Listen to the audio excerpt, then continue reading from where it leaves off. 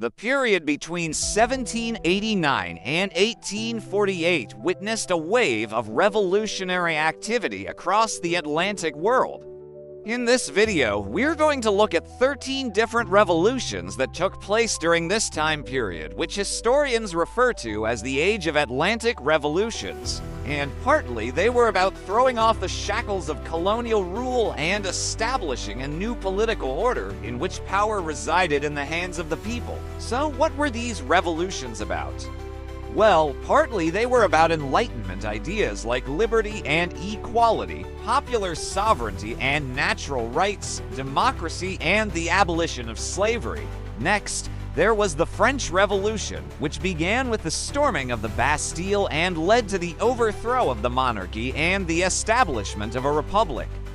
These revolutions were led by figures like Simon Bolivar, who is known as the liberator for his role in leading the movement for independence in Venezuela, Colombia, Ecuador, Peru, and Bolivia. This revolution was inspired by Enlightenment ideas and was led by the slogan Liberty, Equality, Fraternity.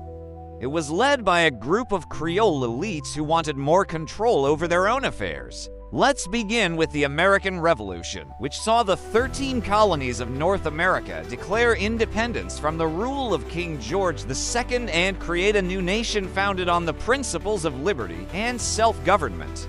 It was led by Jose Protasio and Andres Bonifacio and resulted in the establishment of the Philippine Republic. It involved a wide range of participants from peasants and indigenous people to middle-class intellectuals and was inspired by Enlightenment ideals and the American and French revolutions.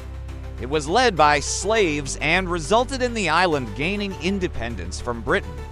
It was inspired by Enlightenment ideals and was supported by many Europeans who admired Greek culture and history. But these are some of the most important. What all these revolutions have in common is that they were all about changing the way people were governed and creating new forms of political and social organization based on the principles of liberty, equality, and democracy. They also all took place in the context of the Atlantic world, which means they were all connected in some way to the Atlantic Ocean and the trade networks that connected Europe, Africa, and the Americas.